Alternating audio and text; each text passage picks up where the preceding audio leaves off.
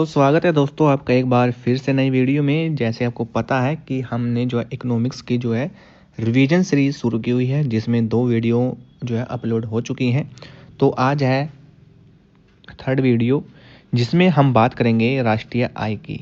ठीक है जी, जिसको बोलते हैं नेशनल इनकम। और ये जो है आपके सभी एग्ज़ाम के लिए काफ़ी ज़्यादा इम्पोर्टेंट है, चाहे आप किसी भी एग्ज़ाम की तैयारी कर रहे हो, चाहे वो एसएससी हो, रेलवे हो या फिर दिल्ली पुलिस हो। ठीक है, तो सभी एग्ज़ाम के लिए ये काफ़ी ज़्यादा इंपॉर्टेंट है। चलिए आज की वीडियो को हम स्टार्ट करते हैं दोस्तों। अगर आप दोस्तों चैनल पर नए हैं तो चैनल को सब्सक्राइब कर लीजिए और टेलीग्राम से जुड़ जाइए, जिसका लिंक वीडियो के डिस्क्रिप्शन में है। तो चलिए आज की वीडियो को हम स्टार्ट करते हैं। सबसे पहले पढ़ेंगे हम कि राष्ट्रीय आय क्या होती है। तो किसी देश के अंदर सभी घटक सरकारी तथा निजी से मिलने वाली कुल आय का जो योग है वो राष्ट्रीय आय कहलाता है। ठीक है जी, राष्ट्रीय आय क्या कहलाती है? जो कि किसी देश के अंदर सभी सरकारी तथा निजी है मतलब कि प्राइवेट। ठीक है जी, तो प्राइवेट से जो मिलने वाली जो कुल आय होती है उसका जो योग होता है उसको राष्ट्रीय आय कहते हैं। और जो राष्ट्रीय आय का जो बाजार स्तर है वो एनएनपी होती है। ठीक है जी, अब राष्ट्रीय आय को हम निकालते कैसे हैं? तो इसका जो सूत्र है वो है राष्ट्रीय आय इक्वल टू एनएनपी माइनस में अप्रत्यक्ष कर। ठीक है जी, और एनएनपी क्या होती है ये दोस्तों मैंने आपको जो पिछली वीडियो में बताया था, आप जाकर उसको देख सकते हैं। तो अब इससे जुड़े फैक्ट्स की बात कर लेते हैं। नंबर 1 तो है दोस्तों कि भारत में राष्ट्रीय आय की जो गणना है वो केंद्रीय सांख्यिकी संगठन जो करता है। और केंद्रीय सांख्यिकी जो संगठन है इसकी जो स्थापना है वो 1951 में हुई थी। और 29 जून को सांख्यिकी दिवस जो मनाया जाता है। ठीक है, जो कि पीसी महालनोबिस का जो जन्म दिवस है। नंबर 2 है कि भारत में प्रति व्यक्ति आय की जो गणना है वो 1868 में दादा भाई नौरोजी ने जो की थी। उन्होंने उस समय भारत की प्रति व्यक्ति जो आय है वो 20 रुपये जो निकाली थी, जो कि सालाना थी, जिसका जो उल्लेख है उन्होंने अपनी पुस्तक poverty and un British rule in India में जो किया है। लेकिन वर्तमान में भारत की जो प्रति व्यक्ति आय है वो 1,72,000 रुपये जो कि सालाना है। और किसी देश की प्रगति को जो कि दिखाने का सबसे अच्छा जो माध्यम है वो है प्रति व्यक्ति आय। अब प्रति व्यक्ति आय को निकालते कैसे हैं? वो निकालते हैं हम राष्ट्रीय आय बटे में जनसंख्या, यानी कि राष्ट्रीय आय क्या है और जनसंख्या क्या है, तो उसको हम जो है डिवाइड कर देते हैं, तो हमारी जो है प्रति व्यक्ति आय निकल कर आ जाती है। अब आपको यहाँ पे याद क्या रखना है? नंबर 1 तो आपने याद रखना है कि राष्ट्रीय आय क्या होती है।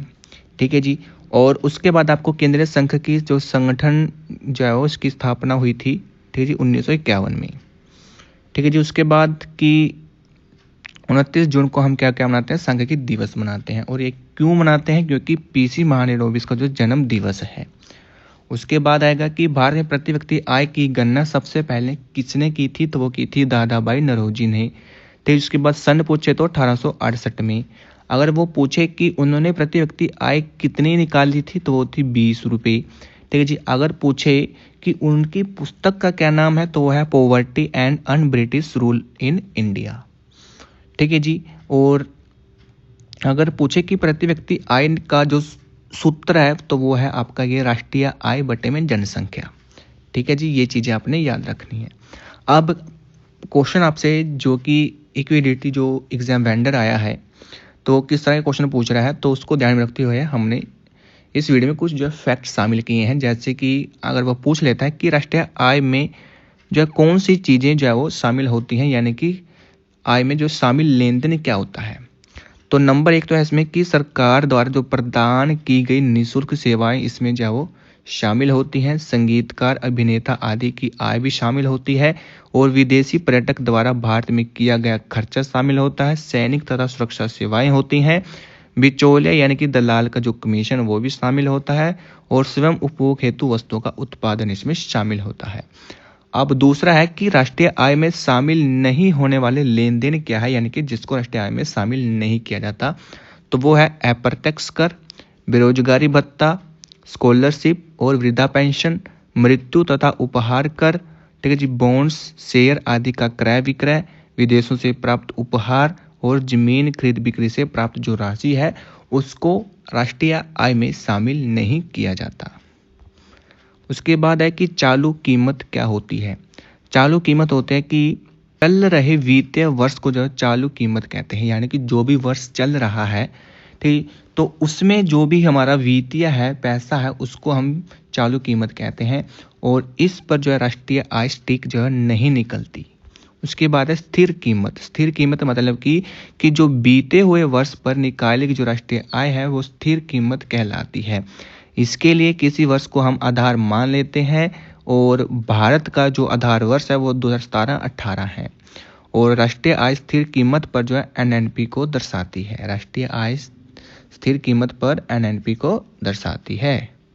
अब आगे चलते हैं कि हिंदू विकास दर क्या होती है। तो हिंदू विकास दर का जो संबंध है वो राष्ट्रीय आय से है, और राष्ट्रीय आय की जो गणना है वो स्थिर कीमतों पर की जाती है। और हिंदू वृद्धि दर जो शब्द है वो अमेरिकी अर्थशास्त्री प्रोफेसर राज कृष्ण ने जो है वो दिया था। उसके बाद है कि राष्ट्रीय आय की गणना की विधियां कौन कौन सी हैं।